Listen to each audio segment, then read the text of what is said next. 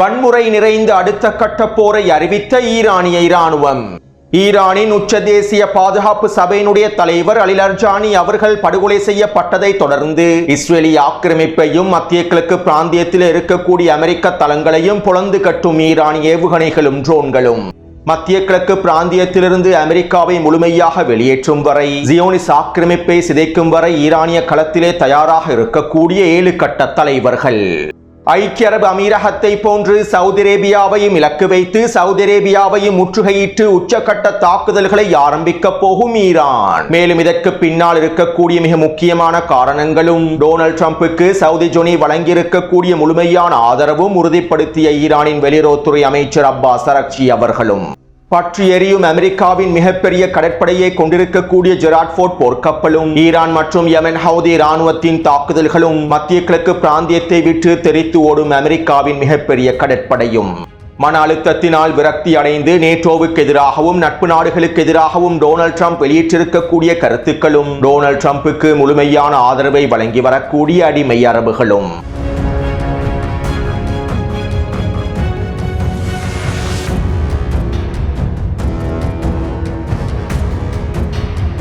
ஹெர்முஸ் ஜலசந்தி பிரதேசத்திலே ஈரானை முடக்குவதற்காகவும் ஹெர்முஸ் ஜலசந்தி பிரதேசத்தை மீட்டெடுப்பதற்காகவும் டொனால்ட் ட்ரம்ப் அவருடைய நட்பு நாடுகளுக்கு கோரிக்கைகளை முன்வைத்திருந்தார். மிகப்பெரிய போர்க்கப்பல்களையும் மிகப்பெரிய கடற்படையையும் கொண்டிருக்கக்கூடிய அமெரிக்காவினால் ஹெர்முஸ் ஜலசந்தி பிரதேசத்திலே ஈரானுக்கு எதிராக களமிறங்குவதற்கு முடியவில்லை. ஈரானுக்கு எதிராக ஹெர்முஸ் ஜலசந்தி பிரதேசத்திலே தனியாக களமிறங்குவதற்கு டொனால்ட் ட்ரம்பினுடைய நிர்வாகம் பயப்படுகின்றது. உலகிலேயே மிகப்பெரிய கடற்படையையும் போர்க்கப்பல்களையும் கொண்டிருக்கக்கூடிய அமெரிக்க ராணுவம் ஹெர்முஸ் ஜலசந்தி பிரதேசத்தில் களமிறங்குவதற்கு பயப்படுகின்றது. மேலும் இந்த பயத்தின் காரணமாகவே டொனால்ட் ட்ரம்ப் அவருடைய நட்பு நாடுகளான நேட்டோவிடமும் ஜப்பான், தென்கொரியா மற்றும் ஆஸ்திரேலியா போன்ற நாடுகளிடமும் அடிமை அரபு நாடுகளிடமும் கோரிக்கைகளை முன்வைத்திருந்தார். ஹெர்முஸ் ஜலசந்தி பிரதேசத்தினை பாதுகாப்பதற்காக நீங்கள் அனைவரும் உதவ வேண்டும் என கோரிக்கைகளை முன்வைத்திருந்தார். இருப்பினும் இந்த போரானது எங்களுடைய போர் அல்ல, நாங்கள் மிக நீண்ட போரிலே களமிறங்குவதற்கு விரும்பவில்லை, முடிவுரை தெரியாத இந்த நீண்ட போருக்குள்ளே சிக்கிக் கொள்வதற்கு நாங்கள் விரும்பவில்லை என ஐரோப்பிய தலைவர்கள் அறிவித்திருந்தார்கள். அதே போன்று தென்கொரியா, ஜப்பான் மற்றும் ஆஸ்திரேலியா நாடுகளும் அறிவித்திருந்தன. இவை தொடர்பாக முன்னைய காணொளிகளில் தெளிவாக குறிப்பிட்டுள்ளேன். மேலும் இதை தொடர்ந்து விரக்தியடைந்து மன அழுத்தத்தினால் டொனால்ட் ட்ரம்ப் ட்ரூத் சோஷியல் தளத்தில் இவ்வாறு பதிவிட்டார். மத்திய கிழக்கில் இருக்கக்கூடிய பயங்கரவாத ஈரானுக்கு எதிராக களமிறங்குவதற்கு எங்களுடைய நட்பு நாடுகளான நேட்டோ நாடுகள் தயாராக இல்லை என அறிவித்துள்ளார்கள். ஹெர்முஸ் ஜலசந்தி பிரதேசத்தை பாதுகாப்பதற்கும் ஈரானை முடிவுக்கு கொண்டு வருவதற்கும் அமெரிக்காவுக்கு துணையாக நாங்கள் வரமாட்டோம் என எங்களுடைய நட்பு நாடுகளான நேட்டோ நாடுகள் தெரிவித்துள்ளார்கள். உண்மையில் இது என்னை ஆச்சரியப்படுத்தவில்லை, இது நான் எதிர்பார்த்த விடயம்தான். ஒவ்வொரு வருடமும் நாங்கள் எங்களுடைய நேட்டோ நாடுகளை பாதுகாப்பதற்காக நட்பு நாடுகளை பாதுகாப்பதற்காக நூற்றுக்கணக்கான பில்லியன் டாலர்களை செலவழிக்கின்றோம். அவர்களுக்கு ஏதாவது ஒன்று ஏற்படும் போது நாங்கள் அவர்களுக்காக செல்கின்றோம். ஆனால் தற்போது அவர்கள் எங்களுக்காக எதுவுமே செய்யவில்லை. அதே நேரம் மத்திய கிழக்கில் இருக்கக்கூடிய எங்களுடைய அரபு நாட்டு நண்பர்கள் எங்களுக்கு முழுமையான ஆதரவை வழங்குகின்றார்கள். ஈரானுக்கு எதிரான போரிலே அவர்கள் எங்களுக்கு முழுமையான ஆதரவை வெளிப்படுத்துகின்றார்கள். மேலும் ஜப்பான், தென்கொரியா, ஆஸ்திரேலியா நாட்டு தலைவர்களுக்கு நான் ஒரு விடயத்தினை கூறிக்கொள்கின்றேன். எங்களுக்கு யாருடைய உதவியும் தேவையில்லை. நாங்கள் ஈரானினுடைய அனைத்து திறன்களையும் அழித்து விட்டோம். ஈரானினுடைய கடற்படைகளையும் வான்படைகளையும் ஈரானிய தரைப்படைகளையும் அழித்து விட்டோம். மேலும் ஹெர்முஸ் ஜலசந்தி பிரதேசத்திலே வெற்றி இலக்குகளை அடைந்து கொள்வதற்கும் எங்களுக்கு யாருடைய உதவியும் தேவையில்லை என டொனால்ட் ட்ரம்ப் கருத்துக்களை வெளியிட்டிருந்தார். உண்மையில் டொனால்ட் ட்ரம்பினுடைய இந்த கருத்துக்கள் அவருடைய விரக்தியையும் மன அழுத்தத்தையும் அமெரிக்காவினுடைய தோல்வியையும் உறுதிப்படுத்துகின்றது. ஹெர்முஸ் ஜலசந்தி பிரதேசத்தில் ஈரானுக்கு எதிராக அமெரிக்காவின் மிகப்பெரிய கடற்படைகள் களமிறங்குவதற்கு பயப்படுகின்றது என்பதும் உறுதிப்படுத்தப்பட்டுள்ளது. அடுத்து டொனால்ட் ட்ரம்பினுடைய நிர்வாகத்திற்கு கீழால் இயங்கக்கூடிய தேசிய பயங்கரவாத ஒருங்கிணைப்பு மையத்தின் தலைவராக செயற்படக்கூடிய ஜோ கென்ட் என்கின்ற உயர் அதிகாரி அவருடைய பதவியை ராஜினாமா செய்துள்ளார். இவர் பதவியை ராஜினாமா செய்வதற்கு முன்பு அமெரிக்காவினுடைய துணை ஜனாதிபதி ஜே.டி. வான்ஸை சந்தித்து கலந்துரையாடல்களை மேற்கொண்டுள்ளார். மேலும் அவர் குறித்த ராஜினாமா தொடர்பான தகவல்களை சமூக ஊடக வலைத்தளத்தில் பதிவிட்டுள்ளார். தற்போது டொனால்ட் ட்ரம்பினுடைய நிர்வாகம் ஈரானுக்கு எதிராக ஆரம்பித்திருக்கக்கூடிய இந்த போரானது என்னுடைய மனசாட்சியை அச்சுறுத்துகின்றது. இந்த போர் அமெரிக்காவின் நலன்களுக்காக மேற்கொள்ளப்படக்கூடிய போர் அல்ல. ஈரான் ஒரு பொழுதும் அமெரிக்காவுக்கு அச்சுறுத்தலாக இல்லை. இது முழுக்க முழுக்க இஸ்ரேலினுடைய அழுத்தத்தினால் ஆரம்பிக்கப்பட்ட போராகும். அமெரிக்காவில் இருக்கக்கூடிய இஸ்ரேலிய லொபியின் முழுமையான ஆதிக்கத்தின் விளைவாகவே இந்த போர் ஆரம்பிக்கப்பட்டுள்ளது. இந்த போரானது அமெரிக்கர்களுக்கு எந்த பயனையும் தரப்போவதில்லை. மேலும் இவ்வாறானது ஒரு போரை என்னால் ஏற்றுக்கொள்ள முடியாது. இதனால் நான் என்னுடைய பதவியினை ராஜினாமா செய்கின்றேன் என தேசிய பயங்கரவாத ஒருங்கிணைப்பு மையத்தினுடைய தலைவர் ஜோ கென் தெரிவித்துள்ளார். அடுத்து அமெரிக்காவினுடைய மிகப்பெரிய கடற்படையான மிகப்பெரிய போர்க்கப்பலான ஜெராட் ஃபோர்ட் போர்க்கப்பலானது செங்கடல் பிரதேசத்திலே ஜித்தா துறைமுகத்திற்கு அருகாமையில் நிலை கொண்டுள்ளது. மேலும் குறித்த போர்க்கப்பலில் மிகப்பெரிய தீப்பரவல் ஏற்பட்டிருப்பதாகவும் இந்த தீப்பரவலினால் மாலுமிகள் தங்கியிருக்கக்கூடிய பிரதேசங்கள் முழுமையாக தீக்கிரையாக்கப்பட்டிருப்பதாகவும் 600க்கும் அதிகமான மாலுமிகள் பாதுகாப்பாக வேறு கப்பல்களுக்கு இடமாற்றம் செய்யப்பட்டிருப்பதாகவும் குறித்த போர்க்கப்பலின் செலவு இயந்திரங்கள் செயற்படக்கூடிய பகுதி முழுமையாக அளிக்கப்பட்டிருப்பதாகவும் கிட்டத்தட்ட 30 மணித்தியாலங்கள் மேலாக இந்த தீப்பரவல் ஏற்பட்டிருந்ததாகவும் அமெரிக்க ஊடகங்கள் செய்திகளில் குறிப்பிட்டிருந்தன. அத்தோடு இந்த தீப்பரவலின் விளைவாக தற்போது ஜித்தா துறைமுகத்திலே நிலை கொண்டிருக்கக்கூடிய இந்த மிகப்பெரிய போர்க்கப்பலானது செங்கடல் பிரதேசத்தை விட்டு வெளியேறுவதாகவும் மத்திய கிழக்கை விட்டு முழுமையாக வெளியேறுவதாகவும் கிரீக் நாட்டிலே நிலை கொள்ளப் போவதாகவும் செய்திகள் வெளியாகியுள்ளன. இதற்கமைவாக நேற்றிரவே குறித்த போர்க்கப்பலானது செங்கடல் பிரதேசத்திலிருந்து தெரித்து ஓடியுள்ளது. மேலும் இங்கிருக்கக்கூடிய இன்னும் ஒரு மிக முக்கியமான விடயம் என்னவென்றால் இந்த போர்க்கப்பலில் சாதாரணமாக தீ ஏற்படவில்லை. அமெரிக்க மத்திய கட்டளை தளமும் அமெரிக்க ஊடகங்களும் கப்பலிலே ஏற்பட்டிருக்கக்கூடிய தீயானது விபத்தின் காரணமாக ஏற்பட்டிருப்பதாக அறிவித்துள்ளன. ஆனால் உண்மையில் குறித்த கப்பலில் விபத்தின் காரணமாக தீ ஏற்படவில்லை. ஈரானும் யெமன் ஹவுதி இராணுவத்தினரும் தொடர்ச்சியான ட்ரோன் தாக்குதல்களை மேற்கொண்டிருப்பதாகவும் இந்த தாக்குதலின் விளைவாகவே குறித்த கப்பலில் தீப்பரவல் ஏற்பட்டிருப்பதாகவும் தெரிவிக்கப்படுகின்றது. இருப்பினும் ஈரானின் தாக்குதலினால் தான் யெமன் ஹவுதி இராணுவத்தின் தாக்குதலினால் தான் குறித்த கப்பலில் தீப்பற்றியுள்ளது என்பதனை அமெரிக்க இராணுவத்தினர் ஏற்றுக்கொள்ளவில்லை. வளமை போன்ற அவர்கள் இழப்புகளை முழுமையாக மூடி மறைக்கின்றார்கள். கடந்த வருடம் செங்கடல் பிரதேசத்திலே யெமன் ஹவுதி இராணுவத்தினர் அமெரிக்க போர்க்கப்பலை சிதைத்து அடித்து துரத்தி இருந்தார்கள். ஆனால் விபத்தின் காரணமாகவே குறித்த போர்க்கப்பல் சேதமடைந்திருப்பதாக கூறி அமெரிக்க கடற்படை செங்கடல் பிரதேசத்திலிருந்து வெளியேறியது. இதே போன்றே தற்போது அமெரிக்காவினுடைய மிகப்பெரிய போர்க்கப்பலான ஜெராட் ஃபோர்ட் போர்க்கப்பலில் தீ விபத்து ஏற்பட்டிருப்பதாகவும் இதனால் தற்போது மத்திய கிழக்கை விட்டு முழுமையாக வெளியேறுவதாகவும் அமெரிக்க இராணுவம் அறிவித்துள்ளது. மேலும் அமெரிக்கா எவ்வளவு தான் உண்மைகளை மூடி மறைத்தாலும் நிச்சயமாக ஒரு நாள் இந்த உண்மைகள் வெளிவந்தே தீரும். எனவே சுருக்கமாக குறிப்பிடுவதாக இருந்தால் ஈரானிய இராணுவத்தினரும் யெமன் ஹவுதி இராணுவத்தினரும் ஒன்றிணைந்து அமெரிக்காவின் ஜெராட் ஃபோர்ட் போர்க்கப்பலை துரத்தி அடித்துள்ளார்கள். செங்கடல் பிரதேசத்திலே குறித்த போர்க்கப்பலை சிதைத்து ஓட ஓட விரட்டி அடித்துள்ளார்கள். மேலும் மத்திய கிழக்கிலே அமெரிக்காவினுடைய மிகப்பெரிய கடற்படையின் ஒரு கால் முழுமையாக உடைக்கப்பட்டு விட்டது. இன்னும் ஒரு காலாக செயற்படக்கூடிய ஆப்ரஹாம் லிங்கன் போர்க்கப்பலும் பின்வாங்கியுள்ளது. மேலும் ஆப்ரஹாம் லிங்கன் போர்க்கப்பலையும் உடைத்து விட்டால் மத்திய கிழக்கு பிராந்தியத்திலே அமெரிக்காவினுடைய கடற்படையானது முழுமையாக மூழ்கடிக்கப்பட்டுவிடும். மேலும் இதனை நோக்கிய தாக்குதல்களையே ஈரானிய இராணுவத்தினர் மேற்கொண்டு வருகின்றார்கள்.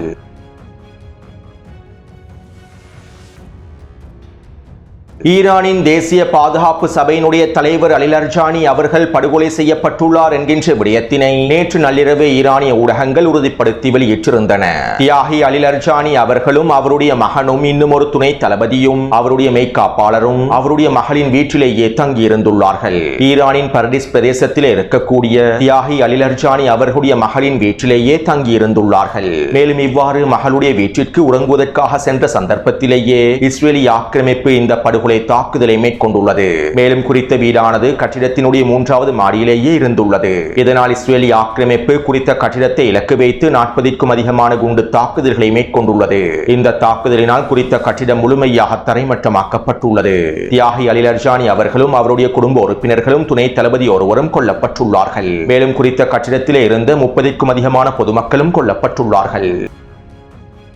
எதிரிகளே, நீங்கள் எங்களை கொலை செய்யுங்கள், நீங்கள் எங்களை கொல்லுவதன் மூலமாகவே எங்களுடைய தேசம் விழிப்படைகின்றது என அலி லர்ஜானி அவர்கள் ஊடக சந்திப்பொன்றின் போது தெரிவித்திருந்தார். மேலும் அவர் சுரங்க பாதைகளில் இருக்கவில்லை, அவருடைய மகளின் வீட்டில் தான் இருந்துள்ளார். ஈரானுக்கு எதிரான போர் ஆரம்பிக்கப்பட்டு 18 நாட்களை கடந்துள்ள நிலைமையில் அமெரிக்காவினாலும் இஸ்ரேலிய ஆக்கிரமிப்பினாலும் ஈரானிய களத்தில் எந்தவிதமான வெற்றி இலக்குகளையும் அடைந்து கொள்ள முடியவில்லை. 3 நாட்களுக்குள் ஈரானின் கதையை முடிப்போம் என களமிறங்கிய அமெரிக்காவும் இஸ்ரேலிய ஆக்கிரமிப்பும் 2 வாரங்களுக்குள் எந்தவிதமான வெற்றி இலக்குகளையும் அடைந்து கொள்ளவில்லை. இதனால் அமெரிக்காவும் இஸ்ரேலிய ஆக்கிரமிப்பும் அவர்களுடைய தாக்குதல் திட்டங்களை மேல் பரிசீலனை செய்தார்கள். இதற்கமைவாக இன்னும் 4 வாரங்களுக்கு அடுத்த கட்ட சுற்றை ஆரம்பிக்கப் போவதாகவும் அடுத்த கட்ட தாக்குதல்களை மேற்கொள்ளப் போவதாகவும் அறிவித்தார்கள். மேலும் இந்த 4 வாரங்களுக்குள்ளே ஈரானுக்குள் ஆட்சி மாற்றத்தை ஏற்படுத்துவதாகவும் ஹெர்முஸ் ஜலசந்தி பிரதேசத்தினை முழுமையாக கட்டுப்படுத்துவதாகவும் ஈரானினுடைய ஏவுகணை திறன்களை ட்ரோன் திறன்களை முழுமையாக அளிப்பதாகவும் குறிப்பிட்டார்கள். இவை தொடர்பாக நேற்றைக்கு முன்தினமே நான் காணொளிகளில் தெளிவாக குறிப்பிட்டிருந்தேன். மேலும் அமெரிக்காவினுடைய இஸ்ரேலிய ஆக்கிரமிப்பினுடைய அடுத்த 4 வாரத்திற்கான திட்டங்களுக்கு அமைவாகவே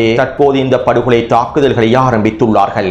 2 வாரங்களாக மேற்கொண்ட படுகொலை தாக்குதலினாலும் உச்ச வான்வழி தாக்குதலினாலும் எந்தவிதமான வெற்றி இலக்குகளையும் அடைந்து கொள்ளாததன் விளைவாக ஈரானுக்குள்ளே எஞ்சிருக்கக்கூடிய முதலாம் கட்ட தலைவர்களை படுகொலை செய்வதற்கான தாக்குதல் திட்டங்களை நடைமுறைப்படுத்தியுள்ளார்கள். இதற்கமைவாகவே தற்போது அலி லர்ஜானி அவர்கள் உட்பட 6 இராணுவ தளபதிகளையும் படுகொலை செய்துள்ளார்கள். அதே நேரம் இங்கிருக்கக்கூடிய மிக முக்கியமான விடயம் என்னவென்றால் 2 வாரத்தில் இவர்களால் அடைந்து கொள்ள முடியாத எந்த ஒரு வெற்றி இலக்குகளையும் இவர்களுடைய அடுத்த கட்ட 4 வார தாக்குதல்களில் அடைந்து கொள்ளவே முடியாது. ஈரானிய இராணுவத்தின் அரசியல் களத்தின் முதலாம் கட்ட தலைவர்கள் அனைவரையும் முழுமையாக படுகொலை செய்தாலும் இஸ்ரேலிய ஆக்கிரமிப்பினாலும் அமெரிக்காவினாலும் ஈரானிய களத்தில் எந்த விதமான வெற்றி இலக்குகளையும் அடைந்து கொள்ளவே முடியாது. அத்தோடு அலி லர்ஜானி அவர்களுடைய படுகொலையை தொடர்ந்து ஈரானிய IRGC இராணுவத்தினுடைய தலைமை அதிகாரி இவ்வாறு தெரிவித்தார். ஈரானின் நிர்வாக மற்றும் கட்டமைப்புகளுக்குள் எந்த விதமான சிக்கல்களும் இல்லை. ஈரானிய நிர்வாகத்தின் தலைமை கட்டளைகளுக்கு எந்த விதமான ஆபத்தும் இல்லை. எங்களுடைய அனைத்து உள்கட்டமைப்புகளும் சிறப்பாகவே செயற்படுகின்றன. தலைவர்களுடைய மரணம் ஒன்றும் எங்களுக்கு புதிதல்ல. தலைவர்களுடைய தியாகம் ஒன்றும் எங்களுக்கு புதிதல்ல. நாங்கள் இந்த போருக்கு முன்பே இவை தொடர்பாக முழுமையான தயார்படுத்தல்களை முடித்துவிட்டோம். இந்த போரை ஆரம்பிப்பதற்கு முன்பே இவை தொடர்பான அனைத்து விதமான தீர்மானங்களையும் நாங்கள் முழுமையாக எடுத்துவிட்டோம். இதனால் இந்த படுகொலை தாக்குதல்கள் எங்களுடைய உள்கட்டமைப்புகளை ஒரு துளியேனும் சிதைக்காது. அத்தோடு தியாகி அலி லர்ஜானி அவர்களுடைய படுகொலைக்கான பதிலடி தாக்குதல்களை நாங்கள் வீரியமாக மேற்கொள்வோம். இந்த போரிலே நாங்கள் உறுதியாகவே இருக்கின்றோம். மத்திய கிழக்கு பிராந்தியத்திலிருந்து அமெரிக்கா முழுமையாக வெளியேற்றப்படும் வரை, ஆக்கிரமிப்பு முடிவுக்கு கொண்டு வரப்படும் வரை இந்த போரானது நிறுத்தப்பட போவதில்லை என IRGC இராணுவத்தினுடைய தலைமை அதிகாரி தெரிவித்தார். அத்தோடு அமெரிக்காவின் நியூயார்க் டைம்ஸ் ஊடகம் உட்பட இன்னும் சில முக்கியமான ஊடகங்கள் சவுதி அரேபியாவின் ஜொனி தொடர்பான சில தகவல்களை வெளியிட்டிருந்தன. வளைகுடா நாடுகள் ஈரானுக்கு எதிரான போரை நாடவில்லை. நாங்கள் ஈரானுக்கு எதிரான போரில் களமிறங்குவதற்கு விரும்பவில்லை. ஆனால் மத்திய கிழக்கு பிராந்தியத்தில் இருக்கக்கூடிய எண்ணெய் தளங்களை பாதுகாப்பதற்கும் மத்திய கிழக்கு நாடுகளுடைய பொருளாதாரத்தை பாதுகாப்பதற்கும் ஈரானினுடைய ஒட்டுமொத்த அச்சுறுத்தல்களையும் முடிவுக்கு கொண்டு வர வேண்டும். இதனால் ஈரானுக்கு எதிரான தொடர்ச்சியான தாக்குதல்களை மேற்கொண்டு ஈரானுக்கு எதிரான போரை தொடர்ந்து ஈரானிலே எஞ்சிருக்கக்கூடிய தலைவர்களையும் முடிவுக்கு கொண்டு வந்து ஈரானை முழுமையாக முடித்து விடுமாறு சவுதி அரேபியாவினுடைய ஜொனி டொனால்ட் ட்ரம்புக்கு முழுமையான ஆதரவையும் அனுமதியையும் வழங்கி இருப்பதாகவே இந்த ஊடகங்கள் செய்திகளில் குறிப்பிட்டிருந்தன. இந்த போரினுடைய ஆரம்பத்திலும் இவை தொடர்பான சில தகவல்களை நான் குறிப்பிட்டிருந்தேன். ஈரானிய தலைவர்களை முழுமையாக படுகொலை செய்து ஈரானிய ஆட்சி மாற்றத்தை ஏற்படுத்தி ஒட்டுமொத்த ஈரானை முழுமையாக முடிவுக்கு கொண்டு வர வேண்டும் என சவுதி ஜொனி டொனால்ட் ட்ரம்புக்கு செய்திகளை அனுப்பியிருப்பதாகவும் இதற்கான கோரிக்கைகளை முன்வைத்திருப்பதாகவும் தகவல்கள் வெளியாக இருந்தன. இவற்றை நான் 2 வாரங்களுக்கு முன்பே குறிப்பிட்டிருந்தேன். மேலும் தற்போது அமெரிக்க ஊடகங்களின் மூலமாக இந்த செய்திகள் வெளியானதற்கு பின்பு நேற்றைக்கு முன்தினம் ஈரானின் வெளியுறவுத்துறை அமைச்சர் அப்பாஸ் அரக்சி அவர்கள் எக்ஸ் தளத்தில் இவ்வாறு பதிவிட்டிருந்தார். அமெரிக்கா மற்றும் இஸ்ரேலிய ஆக்கிரமிப்பு ஈரானுக்குள்ளே நூற்றுக்கணக்கான மக்களை படுகொலை செய்கின்றார்கள். 200க்கும் அதிகமான குழந்தைகளை படுகொலை செய்துள்ளார்கள். அமெரிக்காவும் இஸ்ரேலிய ஆக்கிரமிப்பும் ஈரானுக்குள்ளே படுகொலைகளை தொடர்கின்றன. மேலும் எங்களுடைய அண்டை நாடுகள் ஈரானுக்குள்ளே தாக்குதல்களை வீரியப்படுத்துவதற்கும் இந்த படுகொலைகளை தொடர்வதற்கும் முழுமையான ஆதரவை வழங்கி வருவதாக எங்களுக்கு தகவல்கள் கிடைக்கப் பெற்றுள்ளன. ஈரானுக்கு எதிரான போரை விரிவுபடுத்துவதற்கு அண்டை நாடுகள் டொனால்ட் ட்ரம்புக்கு முழுமையான ஆதரவை வழங்குகின்றது என ஈரானின் வெளியுறவுத்துறை அமைச்சர் அப்பாஸ் அரக்சி அவர்கள் எக்ஸ் தளத்தில் குறிப்பிட்டிருந்தார். அத்தோடு அமெரிக்காவினுடைய இஸ்ரேலிய ஆக்கிரமிப்பினுடைய போர் விமானங்கள் சவுதி அரேபியாவின் வான்பரப்பை முழுமையாக பயன்படுத்துகின்றன. ஈரானுக்குள்ளே படுகொலை தாக்குதல்களை மேற்கொள்வதற்கு சவுதி அரேபியாவின் வான்பரப்பை சவுதி ஜொனி முழுமையாக வழங்கியுள்ளார். இதற்கான ஆதாரங்களும் நேற்றைக்கு முன்தினம் சர்வதேச ஊடகங்களில் வெளிப்படுத்தப்பட்டிருந்தன. அதாவது ஈரானுக்குள்ளே ஆட்சி மாற்றத்தை ஏற்படுத்துவதிலும் ஈரானினுடைய ஆயுத திறன்களை முழுமையாக முடிவுக்கு கொண்டு வருவதிலும் சவுதி ஜொனி அமெரிக்காவுக்கு முழுமையான ஆதரவை வழங்கி வருகின்றார். அதே நேரம் ஈரான் ஐக்கிய அரபு அமீரகத்தை பொழந்து கட்டுவதை போன்று சவுதி அரேபியாவை முற்றுகையிட்டு பொழந்து கட்டுவதற்கு ஆரம்பிக்கவில்லை. சவுதி அரேபியாவில் இருக்கக்கூடிய அமெரிக்க கட்டளை தளத்தை இலக்கு வைத்து மாத்திரமே ஈரான் தொடர்ச்சியான தாக்குதல்களை மேற்கொண்டு வருகின்றது. ஐக்கிய அரபு அமீரகத்தை போன்று முற்றுகையிட்டு உச்சக்கட்ட தாக்குதல்களை மேற்கொள்ளவில்லை. ஆனால் இதற்கு பிறகும் ஈரான் பொறுமையாக இருக்காது. ஐக்கிய அரபு அமீரகத்தை போன்று சவுதி அரேபியாவையும் பொழந்து கட்டுவதற்கான பேச்சுவார்த்தைகள் நடைபெற்று வருவதாக தற்போது தகவல்கள் வெளியாகியுள்ளன. மேலும் இதனை உறுதிப்படுத்தும் வகையில் அலி லர்ஜானி அவர்கள் படுகொலை செய்யப்பட்டு விட்டார் என ஈரானிய ஊடகங்கள் அறிவித்து 3 மணித்தியாலங்களுக்குள் ஈரானின் காத்தமல் அன்பியா தலைமையகம் அறிக்கை ஒன்றை வெளியிட்டது. இது அமெரிக்காவுக்கும் ஜியோனிஸ் ஆக்கிரமிப்புக்கும் அதற்கு ஆதரவளிக்கக்கூடியவர்களுக்குமான செய்தியாகும். நாங்கள் எங்களுடைய போரின் வன்முறை நிறைந்த அடுத்த கட்டத்தை ஆரம்பித்து விட்டோம். எங்களுடைய இந்த அடுத்த கட்ட போரானது வன்முறை நிறைந்த போராகவே அமைய போகின்றது. மேலும் இந்த நிலைமைகளுக்காகத்தான் நாங்கள் காத்திருந்தோம். சரியான நேரத்தில் இந்த போரை அடுத்த கட்டத்தை நோக்கி நகர்த்துவதற்கு நாங்கள் காத்திருந்தோம். மேலும் தற்போது அதற்கான நேரம் வந்துவிட்டது. இனி எங்களுடைய போரானது வன்முறை நிறைந்த போராகவே இருக்கும் என ஈரானின் காத்தமல் அன்பியா தலைமையகம் அதிரடியாக அறிவித்தது. இந்த அறிவிப்பு வெளியிடப்பட்டு 30 நிமிடங்களுக்குள்ளேயே ஈரான் இஸ்ரேலிய ஆக்கிரமிப்புக்கு எதிரான வீரியமான தாக்குதல்களை ஆரம்பித்தது. இஸ்ரேலிய ஆக்கிரமிப்பின் டெல் அவீவ் பிரதேசத்தை இலக்கு வைத்தும், மத்திய பிரதேசத்தை இலக்கு வைத்தும், மெட்ரோ ஸ்டேஷன்களை இலக்கு வைத்தும், குடியிருப்பு கட்டிடங்களை இலக்கு வைத்தும், ரமத்கான் பிரதேசத்தை இலக்கு வைத்தும் வீரியமான கிளஸ்டர் ஏவுகணை தாக்குதல்களை மேற்கொண்டிருந்தது. கிட்டத்தட்ட 20க்கும் அதிகமான ஏவுகணை தாக்குதல்கள் மேற்கொள்ளப்பட்டிருந்தன. கிளஸ்டர் வார்ஹெட்டை கொண்டிருக்கக்கூடிய கொரம்ஷார் ஏவுகணைகளையும் சிஜில் ஏவுகணைகளையும் பயன்படுத்தியே இந்த தாக்குதல் மேற்கொள்ளப்பட்டிருந்தது. மேலும் இந்த தாக்குதலினால் குறித்த பிரதேசங்களில் பல இழப்புகள் ஏற்பட்டிருந்தன.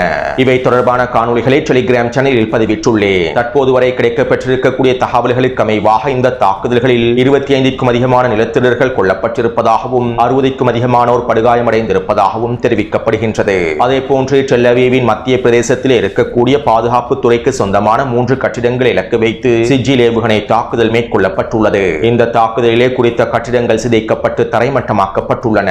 மேலும் இவை தொடர்பான காணொளிகளை இஸ்ரேலிய ஆக்கிரமிப்பு தடை செய்துவிட்டது. உச்ச ஊடக தணிக்கைகளுக்கு மத்தியில் இவை தொடர்பான தகவல்கள் முடக்கப்பட்டுள்ளன. அதே நேரம் குறித்த பாதுகாப்பு அமைச்சகத்தின் கட்டிடத்தில் இருக்கக்கூடிய மிக முக்கியமான பாதுகாப்பு தலைவர் ஒன்றை இலக்கு வைத்தே இந்த தாக்குதல் மேற்கொள்ளப்பட்டிருப்பதாக ஈரானின் ஃபர்ஸ் நியூஸ் ஊடகம் செய்திகளில் குறிப்பிட்டிருந்தது. அத்தோடு தயார் நிலையில் இருக்கக்கூடிய ஈரானிய தலைமைகள் தொடர்பாக ஃபர்ஸ் நியூஸ் ஊடகம் இவ்வாறு தெரிவித்தது.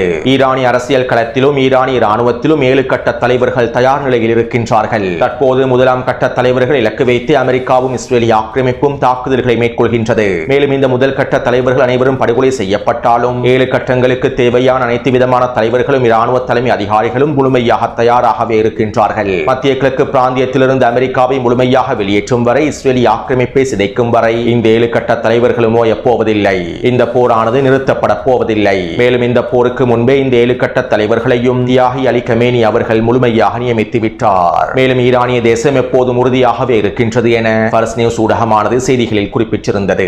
அத்தோடு நள்ளிரவு வேளையிலிருந்தே ஹிஸ்புல்லா இராணுவத்தினரும் ஈராக் எதிர்ப்பு குழுக்களும் வீரியமான தாக்குதல்களை மேற்கொண்டு வருகின்றார்கள். இவை தொடர்பான தகவல்களை அடுத்த காணொளியில் பதிவிடுகின்றேன். தொடர்ந்தும் என்னுடன் இணைந்திருங்கள். நன்றி, வணக்கம்.